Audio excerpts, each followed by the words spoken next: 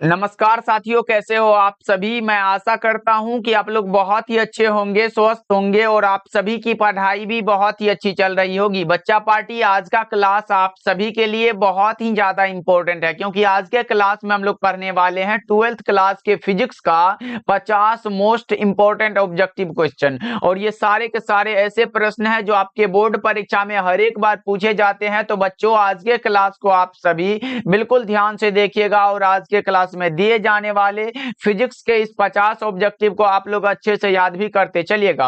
Okay जी, चलिए फिर class को स्टार्ट करते हैं। सारे बच्चे हमारे साथ चैट सेक्शन में आंसर को लगाते चलिएगा और लास्ट में बताइएगा इस 50 ऑब्जेक्टिव में आप लोग सही कितना कर पाते हो। ओके जी, चलिए पहला नंबर सवाल आपके सामने है, लगाते चलिएगा आंसर को।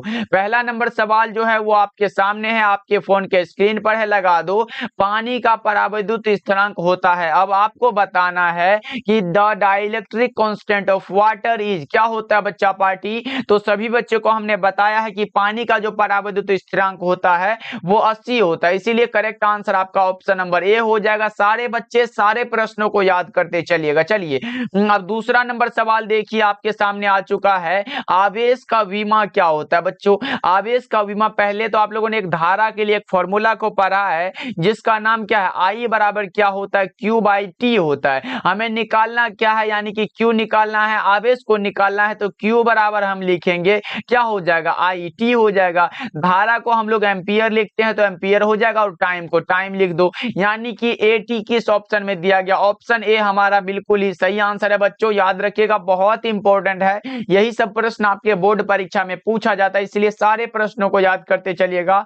और जितना भी मैं अलग से फॉर्मूला लिखते जा रहा हूं उसको भी आप लोग याद रखिएगा। चलिए तीसरा नंबर सवाल देखिए, आपके सामने आ चुका है। बताओ संबंध Q बराबर NE में निम्नलिखित में कौन है जो N का मान संभव नहीं है। देखो संबंध जो है Q बराबर क्या दिया गया, NE दिया गया है। ये Q क्या है, आवेश है, N एक नंबर है और E क्या है, इलेक्ट्रॉन का चार्ज है। और इलेक्ट्रॉन का चार्ज कितना होता है ये सभी बच्चे को पता है कि सर 1.6 इंटू 10⁻⁻19 कूलम के बराबर होता है, ये तो सबको पता है। देखो बच्चा पार्टी, ये नंबर पूछा गया, यानी कि N का मान, ये N का मान कौन सा संभव नहीं होगा, हमने बताया है।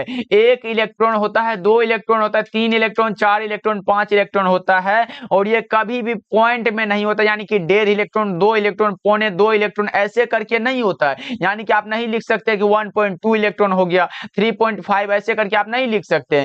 यानी कि आप कह सकते हो इसमें पॉइंट वाला जो दिया गया 4.2, ये हमारा N का मान संभव नहीं होगा, इसीलिए करेक्ट आंसर क्या होगा, ऑप्शन सी बिल्कुल सही आंसर है। बच्चा पार्टी अगर समझ ना आया हो तो कमेंट में बता दे भी चलना। चलिए अगला नंबर सवाल आपके सामने है, फोर्थ नंबर सवाल। बताओ विद्युत विभव क्या है। विद्युत विभव जो है एक अदिश राशि है, यानी कि स्केलर क्वांटिटी होता है, आपको भी पता है हमें भी पता है, इसलिए करेक्ट आंसर क्या हो जाएगा, ऑप्शन नंबर बी हो जाएगा। और जितना भी मैं बता दे रहा हूं विद्युत विभव के बारे में, देखो विद्युत विभव हमारा एक अदिश राशि है जिसका मात्रक क्या होता है बच्चा पार्टी, जिसका मात्रक हमारा वोल्ट होता है। क्या होता है, वोल्ट होता है। और V बराबर हमारा एक फॉर्मूला निकलता है, V बराबर W/Q। बच्चा पार्टी आप मत समझना ये समझा काहे रहे हैं सर भाई, क्योंकि ऐसे ही ऑब्जेक्टिव आ जाते हैं आपके बोर्ड एग्जाम में, इसलिए मैं जितना समझाते जा रहा हूं इसको एकदम ध्यान से सुनते चलो, ध्यान से देखते चलो। देखो ये विद्युत विभव का मात्रक क्या होता है, वोल्ट, हमने बताया सर, वोल्ट भी पूछा जाता है। और V बराबर हमारा W/Q फॉर्मूला होता है, वाट का हमारा जूल होता है और चार्ज का कूलम होता है। यानी कि बच्चा पार्टी आप बोलोगे सर इसमें नया क्या है, देखो जूल प्रति कूलम हमारा एक मात्रक निकला और दूसरा मात्रक कौन सा, वोल्ट निकल के आया। और एक चीज और भी निकल जाता है, ऐसे करके एक बार पूछा गया कि 1 वोल्ट बराबर क्या होता है, आपको पता है क्या।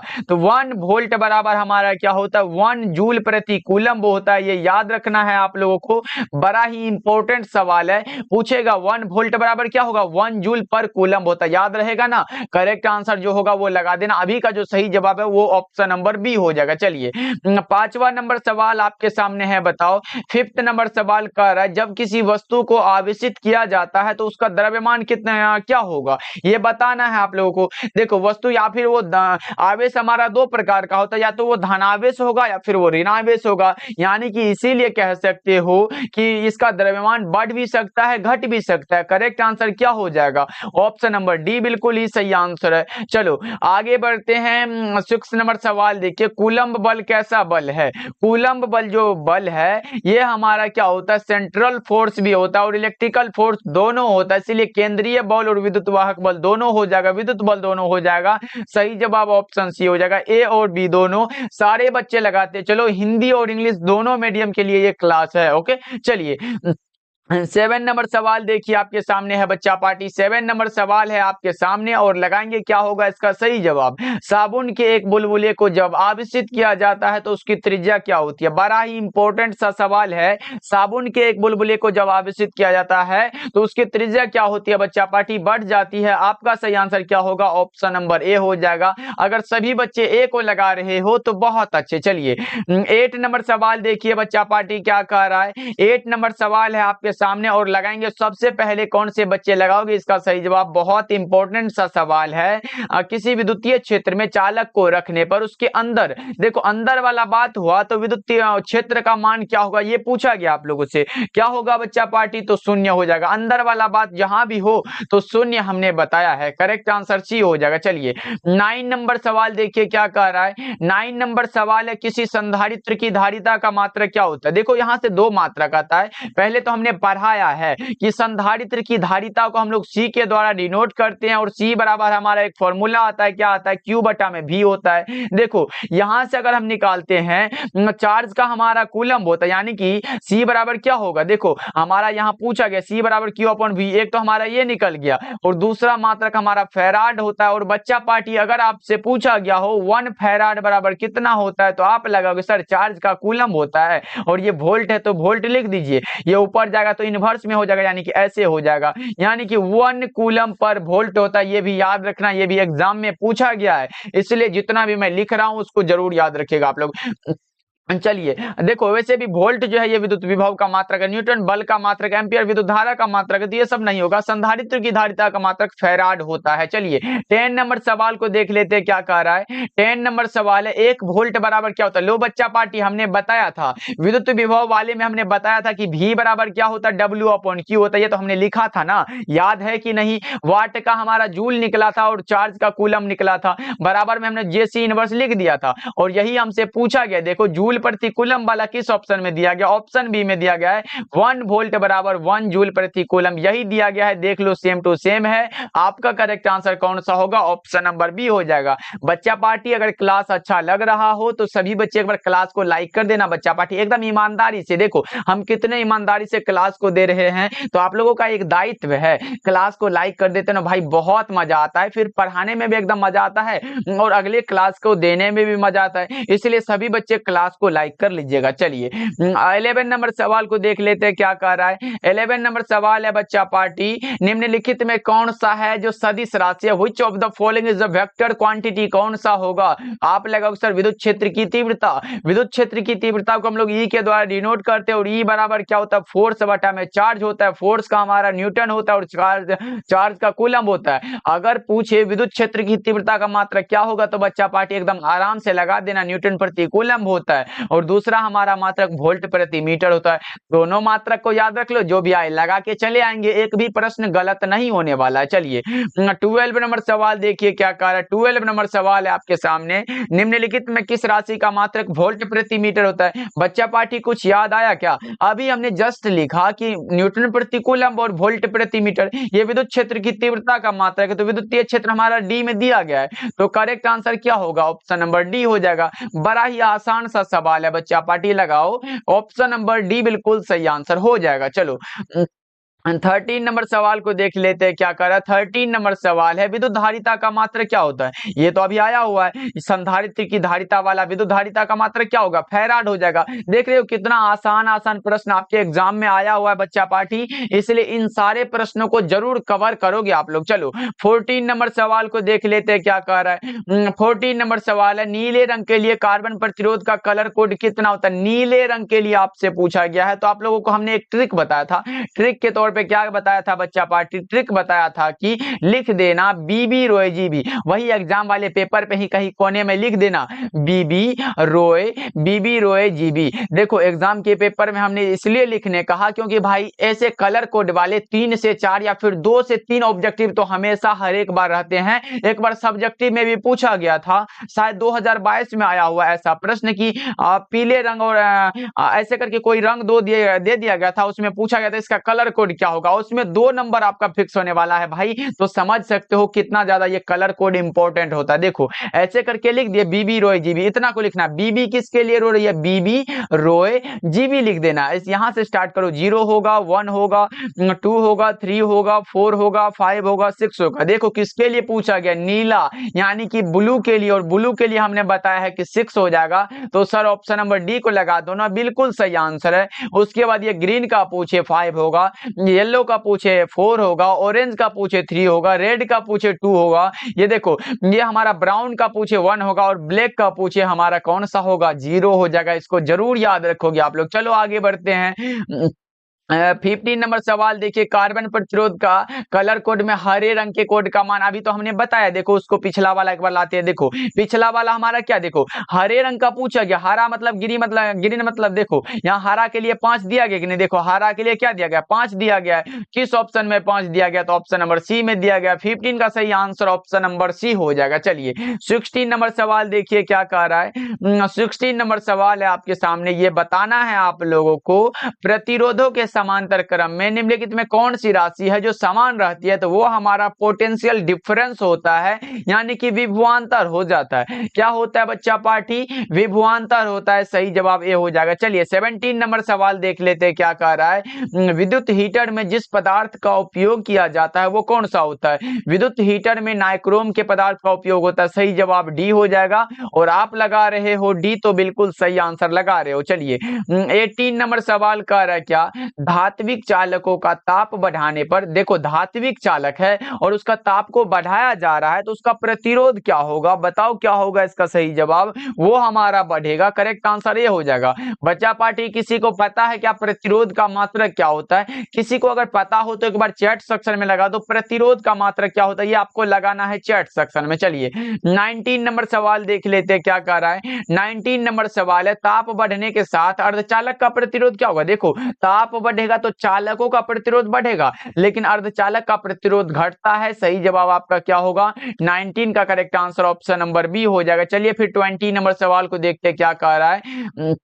विभव मापी के तार की लंबाई बढ़ा देने पर संतुलन बिंदु प्राप्त होता है, कहां पर प्राप्त होता है बताओ, ये अधिक लंबाई पर प्राप्त होता है। आपका सही आंसर क्या होगा, विकल्प नंबर बी हो जाएगा। बच्चों सारे बच्चे याद रखना, ओके। चलो देखो बहुत सारे बच्चे अभी तक क्लास को अगर लाइक नहीं करे हो तो कर देना बच्चा पार्टी, क्योंकि बहुत मेहनत लगता है भाई। अभी तक हमने आपसे एक भी रुपया पैसा नहीं मांगा, वैसे मांगेंगे भी नहीं। अगर जब तक आप लोग पढ़ोगे एकदम बिल्कुल पढ़ सकते हो अच्छे से, और डेली क्लास का टाइम हमारा शाम के 7 बजे हो तो डेली क्लास ज्वाइन करिएगा। चलिए 21 नंबर सवाल है, सेल का विद्युत वाहक बल मापा जा सकता है किसके द्वारा, सेल के विद्युत वाहक बल को विभव मापी के द्वारा मापा जाता है, यानी कि आप कह सकते हो पोटेंशियोमीटर के द्वारा मापा जाता है। आपका सही आंसर क्या होगा, ऑप्शन डी बिल्कुल सही आंसर है। चलिए 22 नंबर सवाल को देख लेते हैं क्या कह रहा है, एमीटर का प्रतिरोध कितना होता है। यहां से 2-3 प्रश्न आ जाता है, इसलिए जरूर मैं बता दूंगा। देखो एमीटर अगर सिर्फ हो, एमीटर का प्रतिरोध बहुत कम होता है, लेकिन अगर पूछे, क्या पूछेगा बच्चा पार्टी, अगर पूछे कि सर आदर्श एमीटर का प्रतिरोध कैसा होता है, आदर्श एमीटर का प्रतिरोध पूछे वो हमारा 0 होता है। और अगर पूछे आदर्श वोल्ट मीटर का प्रतिरोध, यहां लिख दे रहा हूं बच्चा पार्टी याद रखिएगा, अगर आपसे पूछे आदर्श वोल्ट मीटर का प्रतिरोध कैसा होता है तो आप लगा देना अनंत। देखो हमने क्या बताया, एमीटर का प्रतिरोध पूछे बहुत कम होता है, आदर्श एमीटर का पूछे 0 होता है, और आदर्श वोल्ट मीटर का पूछे तो अनंत होता है। इतना को लगा के आओगे तो आपका गलत कोई नहीं कर सकता। चलिए 22 नंबर सवाल है, भाई प्रॉपर लिखोगे तभी नंबर मिलने वाला। चलिए 23 नंबर सवाल है, लोहा कैसा होता है, लोहा लोह चुंबकीय होगा, लोहा है, कोबाल्ट है, निकेल है, ये सब लोह चुंबकीय पदार्थ है भाई। करेक्ट आंसर सी हो जाएगा। बहुत ही आसान सा सवाल है। चलिए 24 नंबर सवाल को देख लेते हैं। विषुवत रेखा पर नमन कोण का मान क्या होता है? अगर विषुवत रेखा पर हो, विषुवत रेखा पर नमन कोण का मान पूछे तो 0 लगा देना। लेकिन बच्चा पार्टी अगर पृथ्वी के चुंबकीय ध्रुव पर नमन कोण का मान पूछे तो 90 डिग्री लगा के ना। देखो हमने क्या बताया, पृथ्वी के चुंबकीय ध्रुव पर नमन कोण का मान 90 डिग्री, विषुवत रेखा पर नमन कोण का मान 0 डिग्री। इतना को याद रख लो आप लोग। चलो 25 नंबर सवाल को देख लेते हैं, क्या कह रहा है? नमन कोण का मान उत्तरी ध्रुव से विषुवत रेखा की ओर जाने पर क्या होगा? डिक्रीज होता है। विषुवत रेखा का नाम आया ना भाई, घट जाता है। करेक्ट आंसर सी हो जाएगा, क्योंकि हमने बताया है विषुवत रेखा पर नमन कोण का मान 0 डिग्री हो जाता है। चलो आगे बढ़ते हैं। अगला नंबर सवाल 26 नंबर सवाल कह रहा है किसी चुंबक का चुंबकीय आघूर्ण क्या है? ये बताना है आप लोगों को। किसी भी चुंबक का जो चुंबकीय आघूर्ण होता है वो क्या होता है? वो हमारा सदिश राशि होता है। क्या होता है बच्चा पार्टी? सदिश राशि होता है। आपको भी पता होना चाहिए, बड़ा ही इंपॉर्टेंट सा सवाल है, कई बार पूछा भी गया है, इसलिए याद रखिएगा। ओके जी, चलो इसका मात्रक पूछे तो हमारा क्या होता है? एम्पियर मीटर स्क्वायर होता है। ये भी आप लोग याद रखिएगा, बहुत इंपॉर्टेंट आता है आपके एग्जाम में। इसको हम लोग म्यू के द्वारा डिनोट करते हैं। किसके द्वारा बच्चा पार्टी? म्यू के द्वारा डिनोट करते हैं। और हम जानते हैं कि हमारा म्यू बराबर जो फॉर्मूला होता है वो क्या होता है? म्यू बराबर अगर इसका निकालते हैं तो धारा का आता है आई आता है, उसके बाद मीटर एरिया है तो भाई क्या होगा? आई इंटू ए हो जाएगा। अगर यहां से निकालते हैं तो धारा का हमारा एम्पियर होता है, और गुना में अगर ये एरिया है तो मीटर स्क्वायर हो जाएगा। और यहीं पर हमने देखो लिखा है एम्पियर मीटर स्क्वायर होता है, यहां से निकल के आता है। इसलिए फॉर्मूला को याद रखिएगा, म्यू बराबर आई इंटू ए हो जाता है। याद रहेगा ना, बहुत इंपॉर्टेंट है। चलिए 27 नंबर सवाल देखिए क्या कह रहा है। 27 नंबर सवाल है, एक हेनरी बराबर क्या होता है? पहले तो आपसे पूछा जाता है कि हेनरी किसका मात्रक है? हेनरी जो मात्रक होता है वो प्रेरकत्व का मात्रक होता है। किसका होता है बच्चा पार्टी? प्रेरकत्व आए, स्वप्रेरकत्व आए, तो ये सब मात्रक लगा देना कि ये सर हेनरी मात्रक है इसका। और एक हेनरी बराबर क्या होता है? एक हेनरी बराबर जो होता है वो हमारा होता है 1000 मिली हेनरी होता है। यानी कि आप कह सकते हो 1 हेनरी बराबर 10⁻³ मिली हेनरी होता है। बच्चा पार्टी जितना मैं लिख रहा हूं इसको समझते चलो, यही सब आता है आपके एग्जाम में। करेक्ट आंसर आपका क्या हो जाएगा? ऑप्शन ए बिल्कुल सही आंसर है, सारे बच्चे याद रखिएगा। चलिए अगला नंबर सवाल 28 नंबर सवाल कह रहा है, डायनेमो की क्रिया निम्नलिखित में किस सिद्धांत पर आधारित है? डायनेमो का कार्य सिद्धांत हमने बताया किस पर आधारित है। और बच्चा पार्टी ये हमने पिछले साल के लिए गेस किया था और ये एग्जाम में पूछा भी गया था।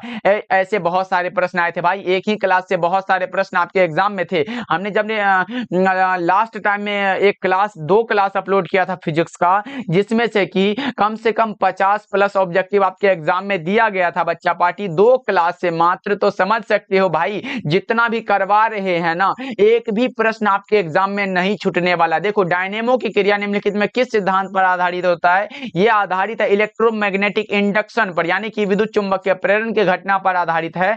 करेक्ट आंसर आपका क्या होगा? ऑप्शन बी बिल्कुल सही आंसर। चलिए अगला नंबर सवाल देखिए क्या कर, अन्योन्य प्रेरकत्व का मात्रक क्या होता है? हमने बताया है प्रेरकत्व आए या फिर स्वप्रेरकत्व आए, अन्योन्य प्रेरकत्व आए, सबका हेनरी ही होता है। क्या होता है बच्चा पार्टी? हेनरी होता है। 29 का करेक्ट आंसर आपका सी हो जाएगा। चलिए 30 नंबर सवाल आपके सामने है, बताओ प्रतिबाधा का मात्रक क्या होता है? प्रतिबाधा, प्रतिरोध, प्रतिघात, धारितीय प्रतिघात, ये सवाल रहा हो आपके सामने तो ओम लगाना बच्चा पार्टी, बिल्कुल सही हो जाएगा, कोई भी गलत नहीं कर सकता। चलो 31 नंबर सवाल है आपके सामने, बताओ क्या होगा? निम्नलिखित में कौन विद्युत चुंबकीय तरंग नहीं है? विद्युत चुंबकीय तरंग, ये ध्वनि तरंग कहां से घुस गया पगला? ऑप्शन सी बिल्कुल सही आंसर है। चलो 32 नंबर सवाल को देख लेते हैं क्या कह रहा है, दूर संचार के लिए उपयुक्त विकिरण कौन सा है? तो वो हमारा माइक्रोवेव्स होता है, यानी कि माइक्रो तरंग हो जाएगा। करेक्ट आंसर आपका ऑप्शन नंबर डी हो जाएगा। बच्चा पार्टी क्लास को लाइक करते चलना, अगर क्लास समझ ना आ रहा हो तो भाई चैट करके पूछो हमसे, जो भी समझना है पूछो, स्क्रीनशॉट लेके हमें व्हाट्सएप पे भी भेज सकते हो। चलो 33 नंबर सवाल आपके सामने है, बताओ 33 नंबर सवाल है, 4 डायोप्टर क्षमता वाले लेंस की फोकस दूरी होती है। देखो 4 डायोप्टर हमारे पास दिया गया है और हमारे लेंस की क्षमता पूछा गया आप लोगों से। देखो अगर मीटर में निकालते हैं तो मीटर के लिए हमारा फॉर्मूला है, मीटर के लिए फॉर्मूला P बराबर 100 बटा में फोकस दूरी होता है, और यही हमसे पूछा गया। फोकस दूरी पूछा गया तो इसको उलट देंगे, F बराबर क्या होगा? 1 बाय, देखो ये डायोप्टर में कितना दिया गया? 4 4 दिया गया तो 1/4 लिखेंगे। देखो 1 रुपया है, 4 आदमी को देना हो तो 0.25 को हिस्सा हो जाएगा, और यही हमसे पूछा गया। और ये फॉर्मूला हमारा मीटर के लिए होता है, इसलिए मीटर सेंटीमीटर में मत लगाना, मीटर के लिए होगा। करेक्ट आंसर क्या होगा? ऑप्शन ए बिल्कुल सही आंसर है। ओके जी, चलो आगे बढ़ते हैं। अगला नंबर सवाल देखिए क्या कह रहा है। कांच के लिए क्रांतिक कोण कितना होता है? कांच के लिए अगर क्रांतिक कोण पूछा गया 42 डिग्री में लगभग में होता है। करेक्ट आंसर डी होगा, अप्रोक्सीमेटली होता है। चलो अगला नंबर सवाल को देख लेते हैं। 35 नंबर सवाल है, एक स्वस्थ व्यक्ति की आंख के लेंस की फोकस दूरी कितनी होती है? देखो अगर आपसे पूछा गया हो स्पष्ट दृष्टि की न्यूनतम दूरी कितनी होती है तो 25 सेंटीमीटर लगाना, लेकिन अगर फोकस दूरी पूछे तो 2 सेंटीमीटर लगा के निकल लेना। बिल्कुल सही आंसर है। बच्चा पार्टी इसमें गलत मत करना, 25 सेंटीमीटर मत लगा देना। यहाँ फोकस दूरी पूछा गया है 2 सेंटीमीटर होगा, और अगर स्पष्ट दृष्टि की न्यूनतम दूरी पूछे तो आप 25 सेंटीमीटर को लगाओगे, बिल्कुल सही हो जाएगा। चलो 36 नंबर सवाल को देख लेते हैं क्या कह रहा है। समतल दर्पण की वक्रता त्रिज्या होती है कितनी? समतल दर्पण की वक्रता त्रिज्या अनंत होती है। कितनी होती है बच्चा पार्टी? अनंत होती है। 37 का राइट आंसर हमारा विकल्प नंबर ए होगा। सभी बच्चे याद रखिएगा, कई बार पूछा गया है और ये ऑप्टिक्स का है प्रश्न। चलो आगे बढ़ते हैं। 37 नंबर सवाल कह रहा है पतली झिल्ली के रंगीन दिखने का कारण क्या हो सकता है? पतली झिल्ली के रंगीन दिखने का कारण है प्रकाश का व्यतिकरण, यानी कि इंटरफेरेंस ऑफ लाइट। चलो आगे बढ़ते हैं। 38 नंबर सवाल है। 38 नंबर सवाल है, देखो प्रकाश का वेग महत्तम होता है किसमें? प्रकाश का वेग महत्तम अधिक किसमें होता है? निर्वात में होता है मेरे भाई। करेक्ट आंसर डी हो जाएगा। चलो 39 नंबर सवाल को देख लेते हैं। 39 नंबर सवाल है, प्रकाश के कणिका सिद्धांत के प्रतिपादक कौन थे? देखो प्रकाश के कणिका सिद्धांत जो दिए थे ये किसने दिए थे? तो न्यूटन साहब ने दिया था। किसने? न्यूटन ने दिया था। लेकिन अगर पूछे द्वितीयक तरंगिकाओं की अवधारणा किसने दिया था? ये दिया था किसने बच्चा पार्टी? ये दिया था हाइगेंस साहब ने। और अगर पूछे द्रव्य तरंग सिद्धांत के प्रतिपादक कौन थे तो ये डी ब्रोगली साहब ने दिया था। इसको भी आप लोगों को याद रख लेना है। ओके चलो आगे बढ़ते हैं। अगला नंबर सवाल आपके सामने है, बताओ 40 नंबर सवाल है, कैथोड किरणें समूह है। कैथोड किरण जो समूह है वो इलेक्ट्रॉनों का समूह है, ये तीव्र इलेक्ट्रॉनों की धारा है। सही जवाब आपका ए हो जाएगा। चलो 41 नंबर सवाल को देख लेते हैं बच्चा पार्टी। 41 नंबर सवाल है, इनमें कौन सा है जो आवेश रहित है, यानी कि चार्जलेस है? चार्जलेस कौन सा भाई? फोटोन, क्योंकि फोटोन का विराम द्रव्यमान 0 जानते हो कि नहीं भाई? बहुत इंपॉर्टेंट है। चलो अगला नंबर सवाल 42 नंबर सवाल है, मिलिकन की तेल बूंद विधि द्वारा ज्ञात किया जाता है इलेक्ट्रॉन का। इलेक्ट्रॉन का क्या ज्ञात करते हैं भाई? मिलिकन की तेल बूंद विधि द्वारा इलेक्ट्रॉन का क्या ज्ञात करते हैं? ये आप लोग ही बताओगे। ये ज्ञात करते हैं चार्ज को। करेक्ट आंसर आपका ऑप्शन बी होगा। चलो 43 नंबर सवाल आपके सामने है, हाइड्रोजन स्पेक्ट्रम की कौन सी श्रेणी है जो अवरक्त भाग में पड़ती है? अगर अवरक्त भाग में पड़ रहा हो वो हमारा लाइमन सीरीज होता है। कौन सा होता है बच्चा पार्टी? लाइमन श्रेणी होता है। दृश्य भाग में पड़ता तो वो बामर श्रेणी होता है। ये भी आप लोग याद रखना। चलो आगे बढ़ते हैं। 44 नंबर सवाल है, एक सरल सूक्ष्मदर्शी से बना हुआ प्रतिबिंब कैसा होता है? एक सरल सूक्ष्मदर्शी यानी कि सिंपल माइक्रोस्कोप दिया गया। देखो यहाँ सिंपल माइक्रोस्कोप के द्वारा कैसा प्रतिबिंब बन सकता है ये आपको बताना है। तो ये बनता है काल्पनिक और सीधा। कैसा बनता है? काल्पनिक और सीधा बनता है। आपका सही आंसर ऑप्शन ए होगा। चलो 45 नंबर सवाल है बच्चा पार्टी, निम्नलिखित में कौन सा सही है? ये तो बहुत आसान है, मतलब एक का निकालेंगे हमारा सबका निकल जाएगा। देखो सब ऑप्शन में ये इसमें 12 दिया गया, अगर 12 का निकालते तो हमें पता चल जाएगा कि कौन सा ऑप्शन सही है। तो 12 का निकालेंगे बच्चा पार्टी। कितना दिन बता चुके हैं तो ये सब गलत नहीं करोगे आप लोग। देखो 2 से लगाते चलो, भागा देने का काम है। 6 दूना के 12 होता है, शेष नहीं बचा 0 लिखेंगे। फिर 2 से लगाओ, 2 तिया के 6 होता है, शेष नहीं बचा 0 लिखेंगे। फिर 2 से लगाओ, 2 एकम 2, और यहाँ से एक जो शेष बच गया वो यहाँ पे लिख दो, यानी कि 1100। 1100 किस ऑप्शन में दिया गया है? 1100। ऑप्शन ए बिल्कुल सही आंसर है। देख लो ना भाई, द्विआधारी वाला बात पूछा गया, दशमिक का द्विआधारी निकालना था। हमारा करेक्ट आंसर क्या होगा? ऑप्शन ए हो जाएगा। देख लो आपके सामने ये आंसर। देखो पूछे सर 11 ऐसे भाई नीचे से ऊपर की ओर लिखते, तो देखो 1100 यही तो है। चलो आगे बढ़ते हैं। अगला नंबर सवाल 46 नंबर सवाल है, दाता अपद्रव्य परमाणुओं की संयोजकता कितनी होती है? दाता अपद्रव्य परमाणुओं की संयोजकता आपसे पूछ दिया गया है, तो बताओगे क्या होगा इसका सही जवाब? दाता अपद्रव्य परमाणुओं की संयोजकता होती है 5। ये तो कई बार हमने बता भी चुका है बच्चा पार्टी, तो ये सब गलत ना करना आप लोग। चलो आगे बढ़ते हैं।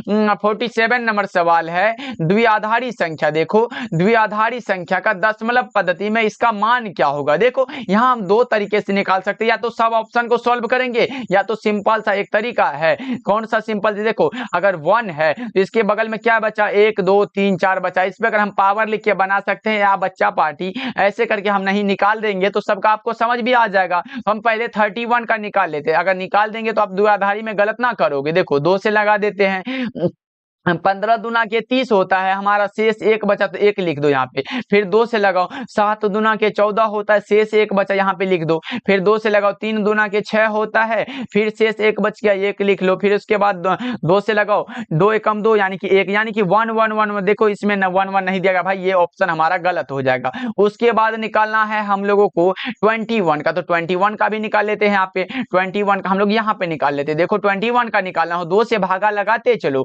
10 दूना के 20 होता है, शेष 1 बचा, 1 लिख लो। फिर इसके बाद 2 से लगाओ, 5 दूना के 10 होता है, शेष नहीं बचा, 0 लिखो।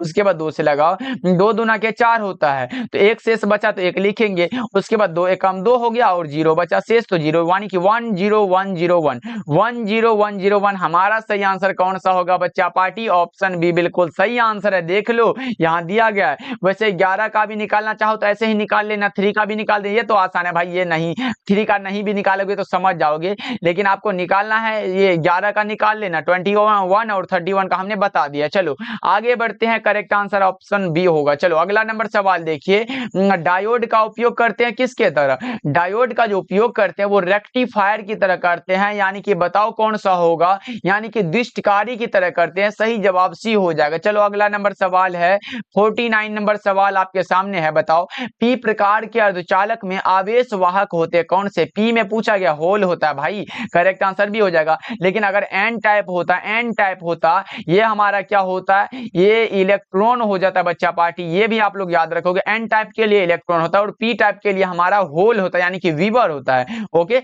छिद्र भी दिया रहता। चलो अगला नंबर सवाल देखिए, 50 नंबर सवाल आपके सामने है। किसी बिंदुवत स्रोत से परिमित दूरी पर तरंगाग्र होता है। किसी बिंदुवत स्रोत से परिमित दूरी पर तरंगाग्र गोलाकार होता है। कैसा होता है बच्चा पार्टी?